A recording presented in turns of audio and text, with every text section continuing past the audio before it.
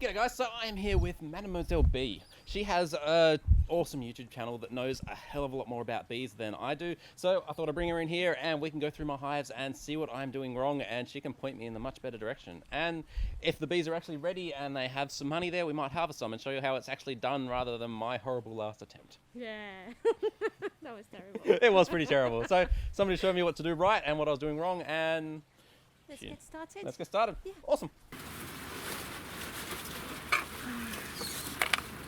I'm just going to put my gloves and that's it.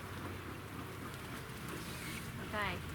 What is nicely built, mate. Yeah, that one is. Well, yeah, let's just remove it then. One of the ones beside it probably come out whole. So the more I shake, the more I shake them, the more they're going to get pissed off. Yep. But they're not getting pissy actually. Yeah, these ones have been pretty friendly. They don't. Okay. Yeah, so these ones haven't had much in them at all. So first, pointer, no wax. Okay. We're not going to build properly on it. So remember the last video they have made and you say, I didn't put enough space in there? Yep. It's not the spacing that you put properly in there, it's the wax that you haven't Okay, put so on coat the them with plastic wax. foundation. Yeah, that's it. Okay. So yeah, put those on the side. Yeah, they're starting to build here, which is okay. Yep. It's great. We have a very dry summer. We had maybe 4 months off Yeah. without any rain. Oh, that's very heavy. I would say about maybe 2 kilo, Yep. 2.5 kilo, and that's good to see they have that. So that's going to be food for them for winter. Yep. There's nothing here. Yeah, those so ones are all quite empty. I'm just going to remove this. Now, an advice that I like to give to new beekeepers, urban beekeepers or backyard beekeepers, is, in autumn you have to do some type of checkup on your hive to see if it's still queen right, meaning that you have a queen laying in there, but also see if they have any disease and if they have enough food to survive in winter. So you only have 2.5 kilos here of honey, and we're going to have a look inside it. But one of the things that I advise you to do is to not put this. Not put that? Okay. No. So what's going to happen is that maybe downstairs they have filled it up with a lot of honey, and then in spring, or when spring restarts, the queen doesn't have enough room to lay eggs. Yep.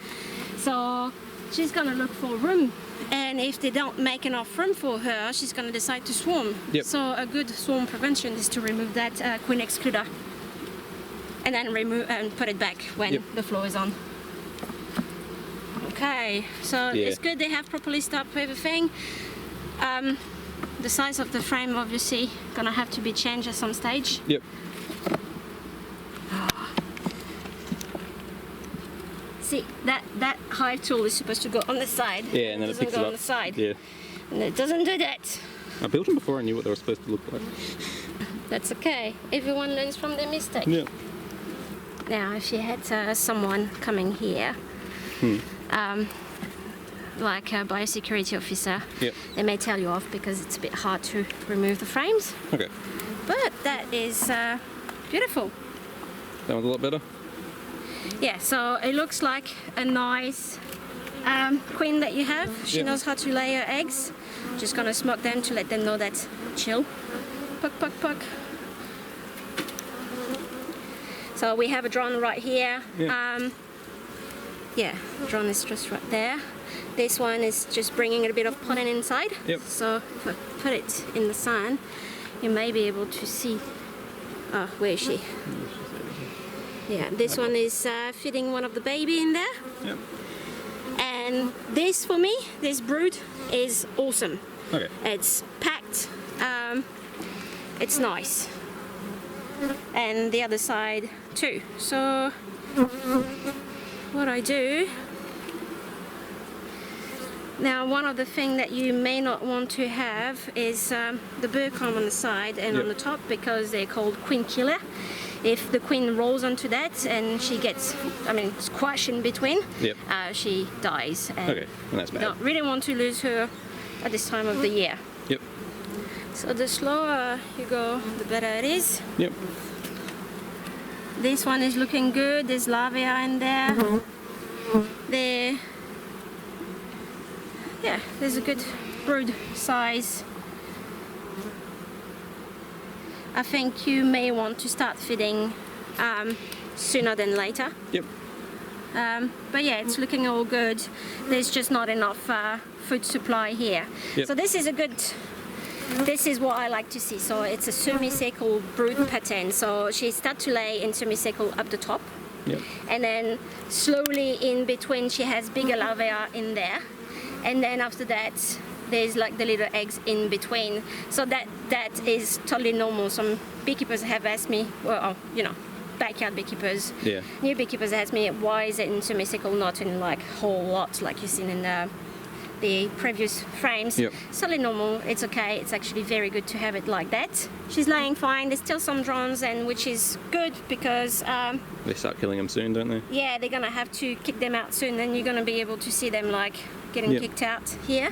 I don't know if you have any wasp issue here, but as soon as they're getting kicked out, the wasp goes for them Yep. and kill them. Oh, this So- one is honey. Honey? Yep. It's green honey. It's all green. Is it green? It's a little green on the angle. No, doesn't look green. We can do a test. Oh yeah, there's green here. So that's okay. It's just there's some type of plant that actually create that type of nectar, Okay. and you may have it around here, which is okay. It's Yeah. totally safe to eat. Now, by feeding them for now, what's going to happen is that it's going to accelerate their wax making. By accelerating their wax making, they're going to be able to fill up those things here. Yep. Now, So that's your beef fondant. that's my beef for now. So I what's in make that? it. So I make it out of sugar, vinegar, lavender oil, essential oil, and water. And if you are kind enough, just link below my video, like that people can actually have Yep. a look at it. Yeah. How often do you need to give it to them? So this amount would do maybe 2-3 weeks. Okay. So if you want to make a bigger amount, I would say like a good 2 kilo Yep. for both of your hive, and you don't have to feed them for like maybe all winter. Some people like to remove that. I don't like to remove it because it's good insulation for winter. Yep.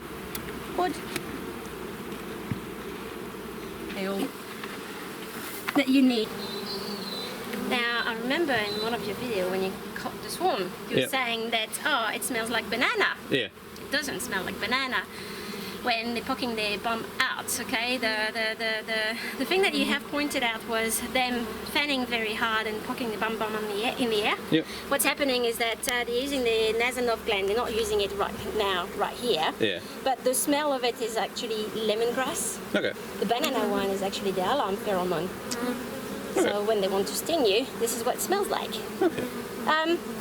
So yeah, there's a little bit of honey here. I Yep. would say it's about maybe 700 gram. Yep. I'm just gonna put it on the side here. So that's funky. They have built a cloud comb, so Yep. I call that a cloud comb because they haven't built on actually the plastic foundation, Yep. and they can go on the other side. Okay. So if you have this type of frames inside of your brood box, makes it harder for you to find a queen if you have to exchange the queen. So Yep. make sure that you put some beeswax on your On the board, yep. foundation. But then after that, the size of it, you can see there's 2 different sizes. Those cells are bigger than those cells, so those one are drone cells and those one are worker cells. Okay. But they're not going to be used for anything else than honey. So Okay. and now, so they're starting Oh, to yeah. build here. Yep. I'm guessing that's not good?